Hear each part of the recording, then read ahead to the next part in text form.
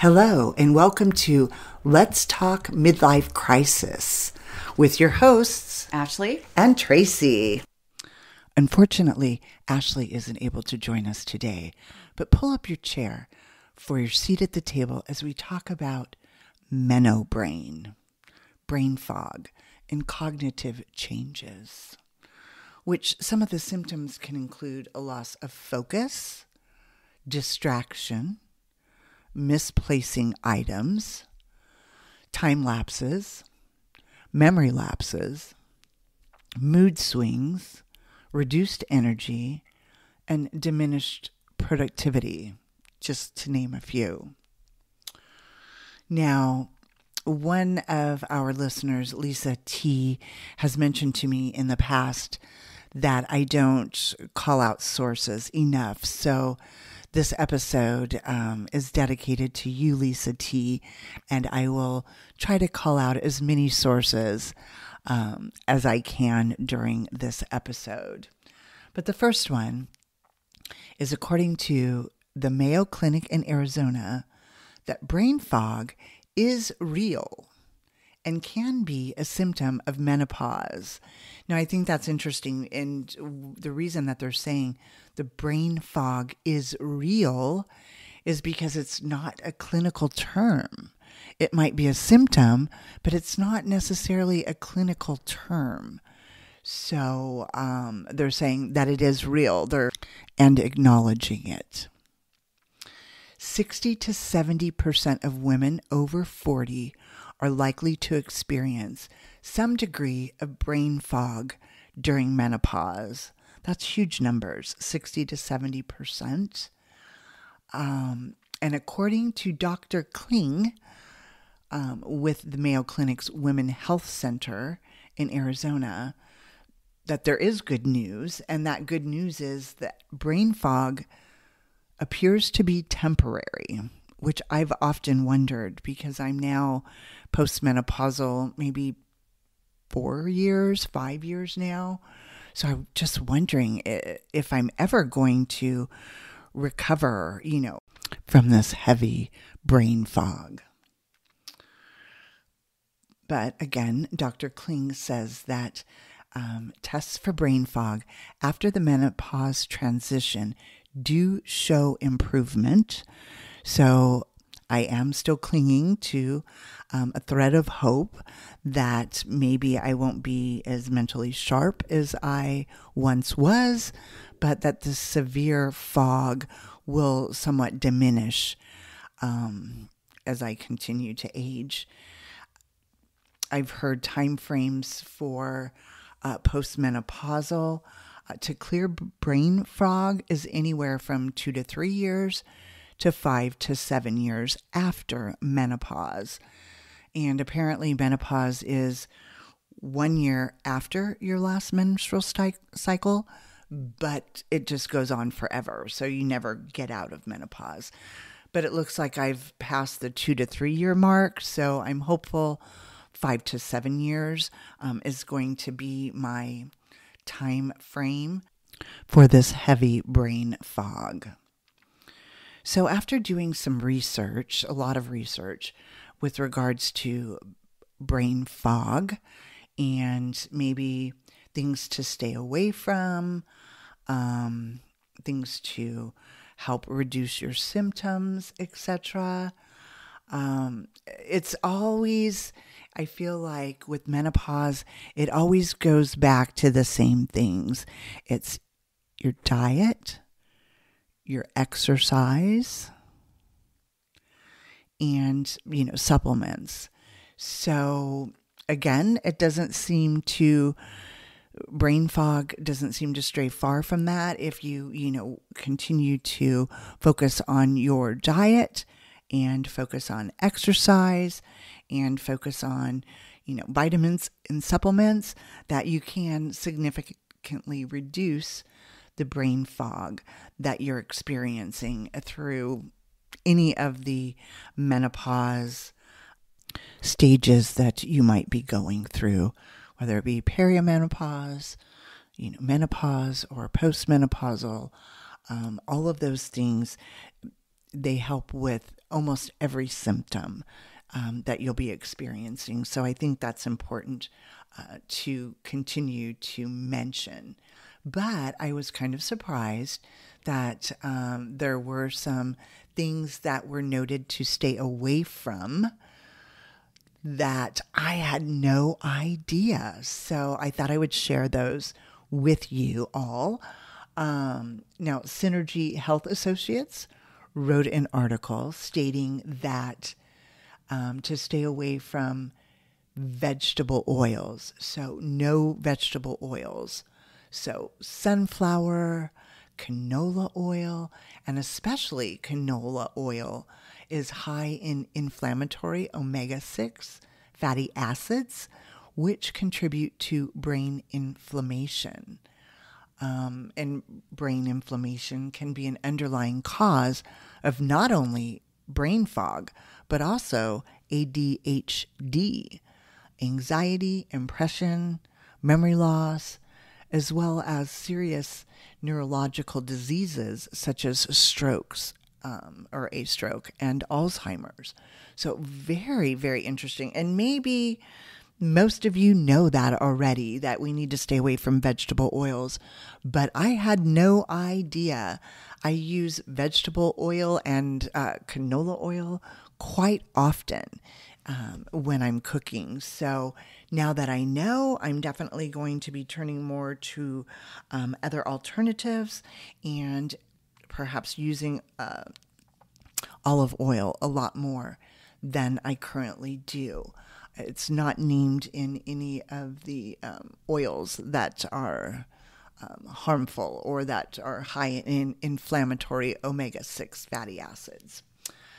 And something else that I also found during my research on brain fog is reducing toxins in your home. And one of them is to switch to natural cleaning products and personal care products, which I know has been kind of mainstream, top of mind recently.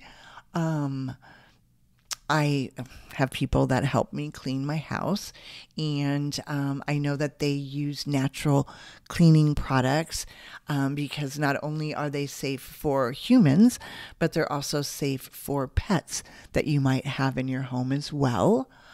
So that's something that you might consider looking into to see what you're using, or what if you have, help with people cleaning your home, what they're using, and even providing products if you have, a cleaning service or staff that helps with your home cleaning or office cleaning for that matter, right?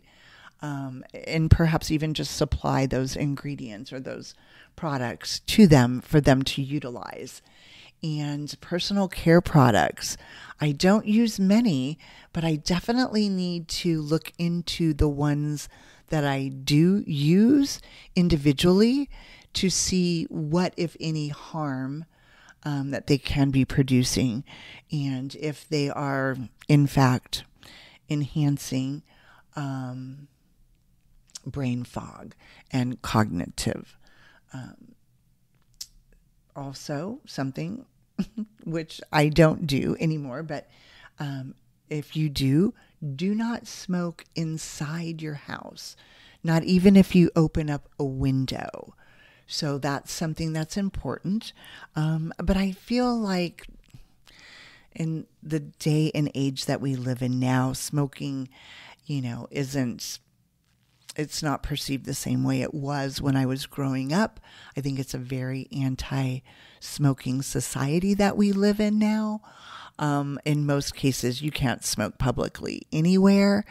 And in some cities and towns, they've even banned smoking from outside, which kind of blows my mind. But in any event, don't smoke inside, even if you open up a window.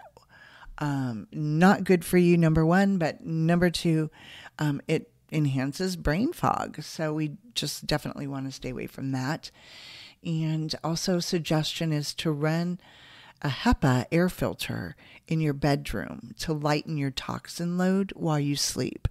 And that just makes complete sense. And perhaps, in your bedroom at night while you sleep, but maybe have an additional one or move, it throughout the day to other rooms in your house. I work from home, so I could easily move it from the bedroom to my office during the day, and perhaps even in the evenings, have it in the family room area where most people gather. It's just something to think about, and a way that perhaps you don't have to buy multiple HEPA air filters, and just utilizing the one and maximizing the use of it. And here's something that I thought was very interesting. And now that I'm aware of it, it makes complete sense. But initially, it didn't even dawn on me. And that is seasonal allergies. And I know that here in the desert, we have quite a bit of pollen and other things that mold and dust that affect our allergies as we move through the year. I think summer is when we really don't have many at all, because I think that 122 degrees heat pretty much kills about anything that's living out there. So we don't tend to get a lot of allergies or sicknesses during the summer months. But right now in spring, they're heightened. And even though we don't have as many orchards and fruit trees as we may have once had, I actually have an orange tree in my backyard. And because our weather is so crazy right now, it fluctuates 20 to 30 degrees day by day. What happens for these orange blossoms is they'll bloom on a warm day, and then it'll get cold and they'll die off.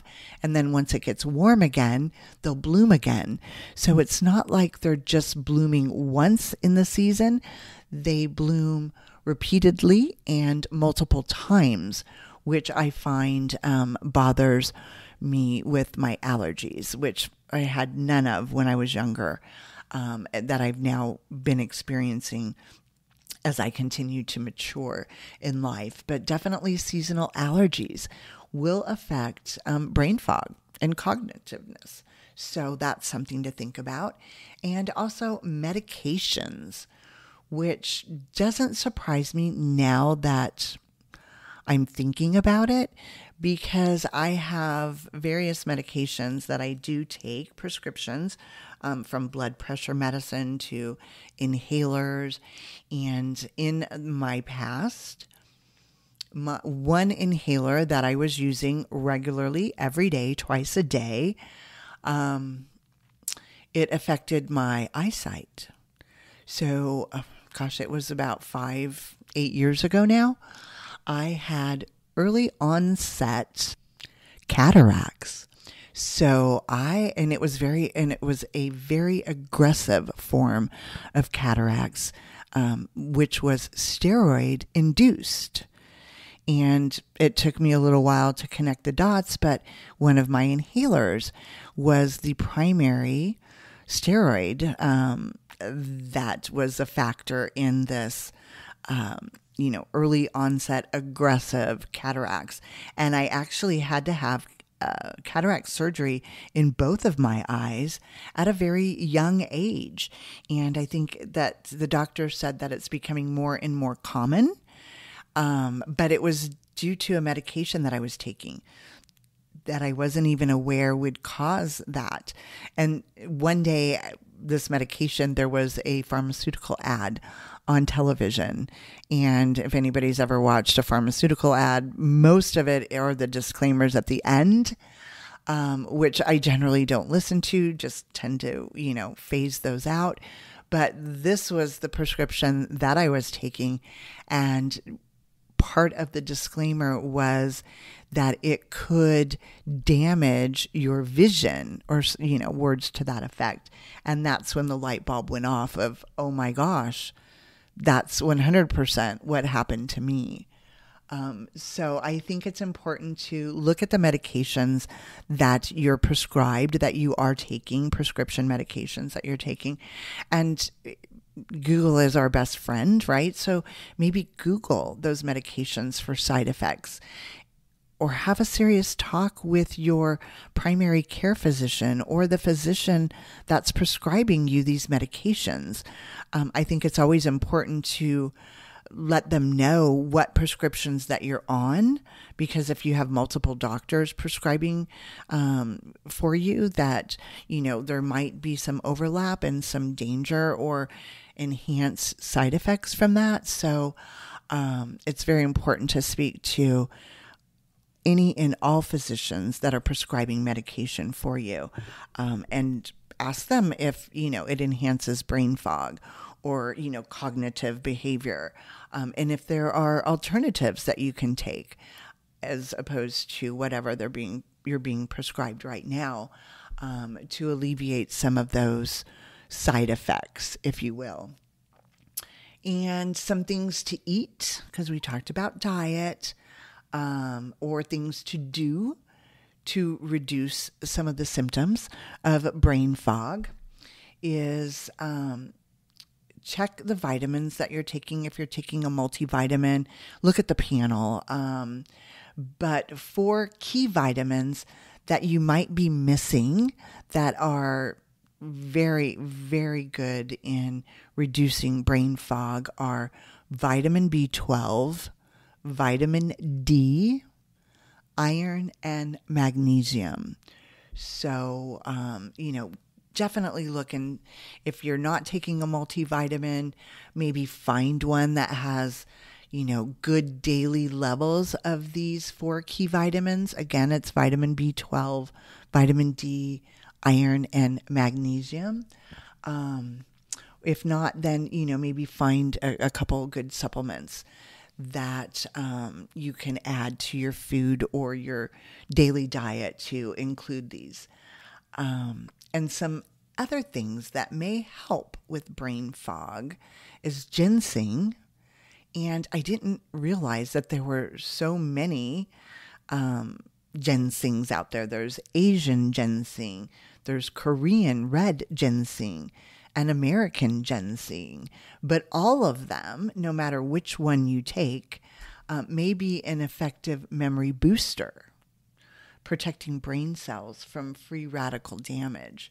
So, again, might be something worth looking into.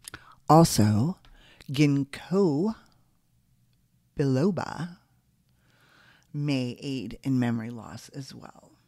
So as we talked about diet, a healthy diet that includes fatty acids, your omega-3s, omega-6s, antioxidants. So vitamin A, C, and E, and other nutrients can help. And I thought this was kind of cute, but good sources include richly colored fruits and vegetables, such as bananas, red peppers, spinach, oranges. But I thought that was kind of funny, and perhaps it's because I'm not a heavy vegetable or fruit eater, but look for and target richly colored fruits and vegetables. So that's easy to remember.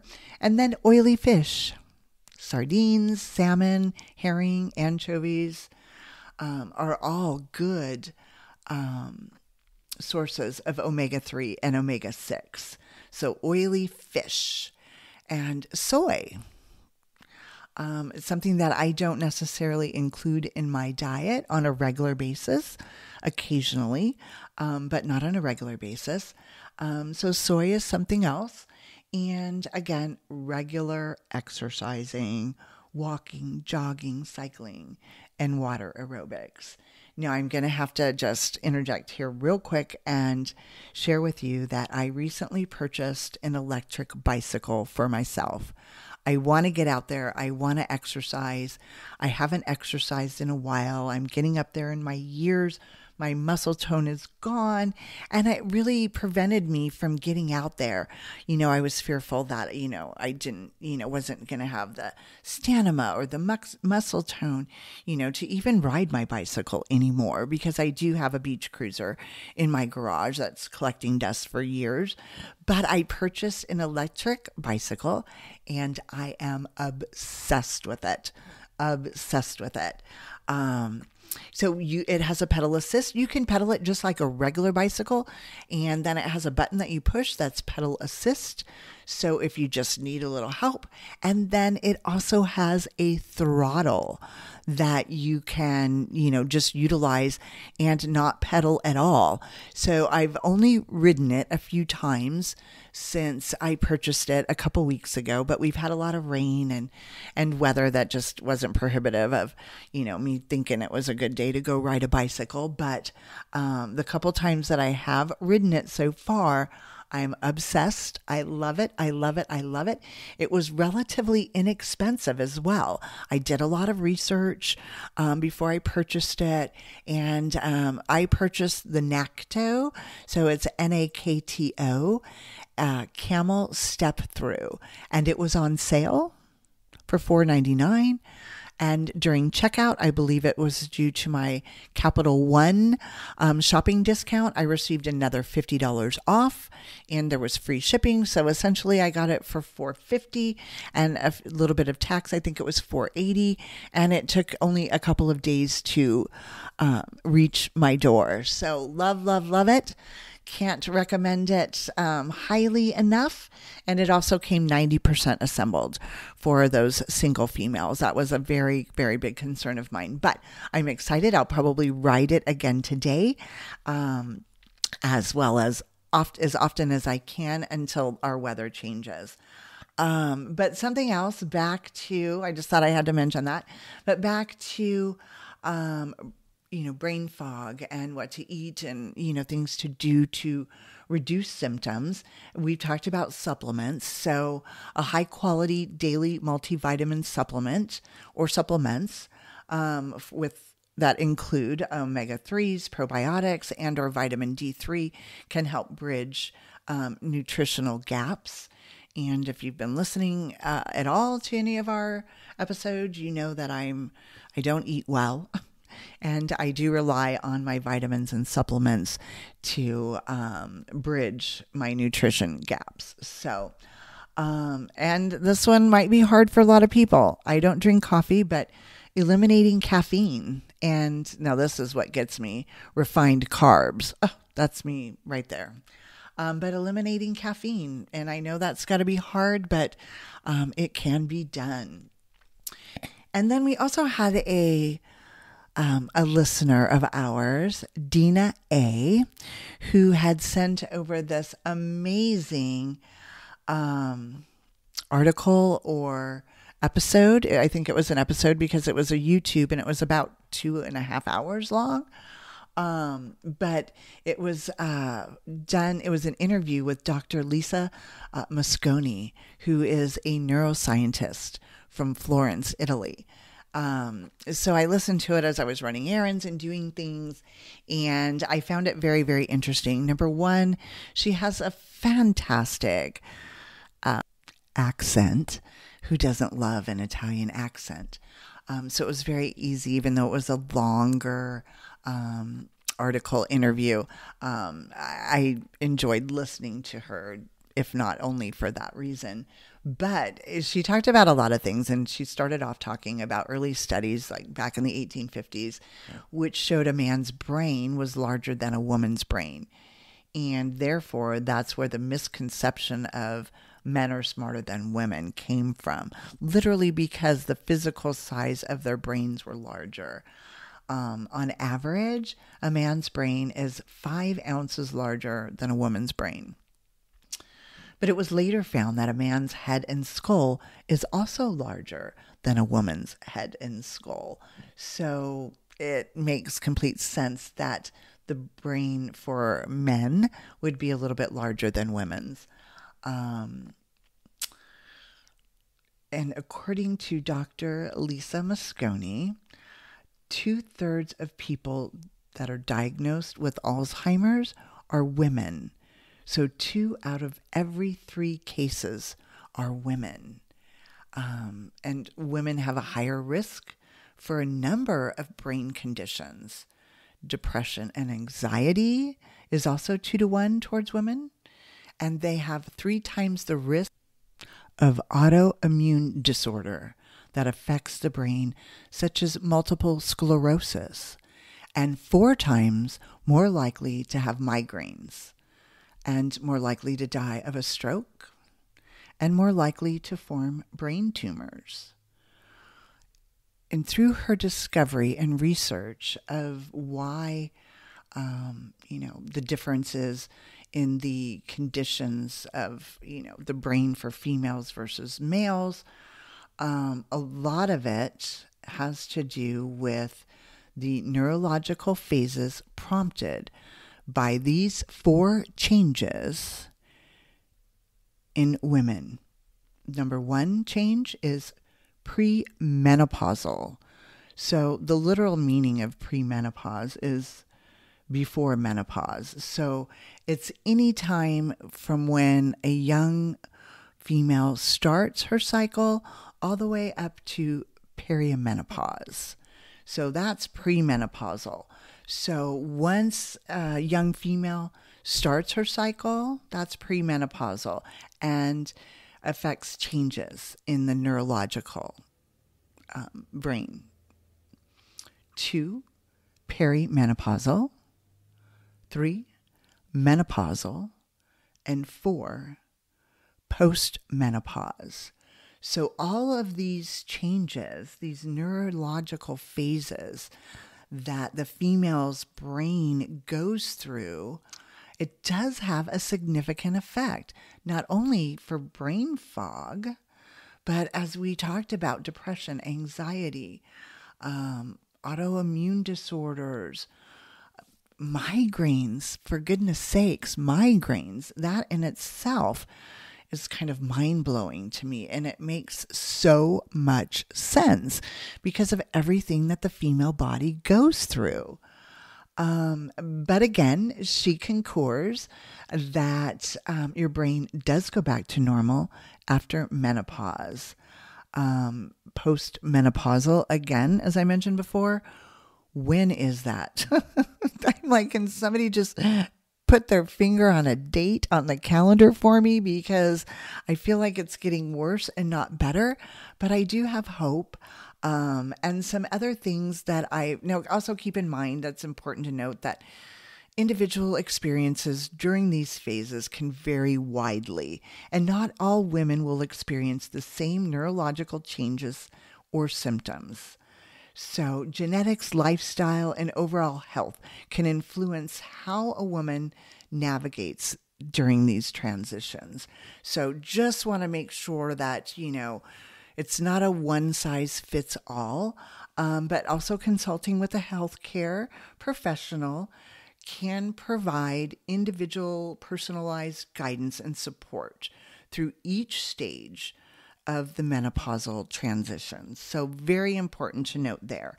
But one of the things, or a couple of things that I have started to do to kind of break my brain fog, if you will, is I downloaded an app on my mobile phone, Wordle. So it's just one of those word games. But they actually have quite a few apps now that help stimulate your brain function and, pull you out of that brain fog. So it could be just, they say 10 to 15 minutes a day. I can definitely feel the difference, but unfortunately I find myself kind of getting addicted to it. So I need to, just focus and set a timer and make sure that I don't spend an excess amount of time on any of these apps, because I think screens, as we've talked about many times, create a lot of stress and anxiety. So it's just putting a limit on that, right? So about 10 to 15 minutes. But there are a lot of apps out there that can also help, while you're going through this phase of brain fog. And that just about wraps it up for today. Thank you for joining us on Let's Talk Midlife Crisis. Embrace the change. Join the conversation on our website at letstalkmidlifecrisis.com or our Facebook or Instagram and YouTube channels. We'd love to hear from you guys.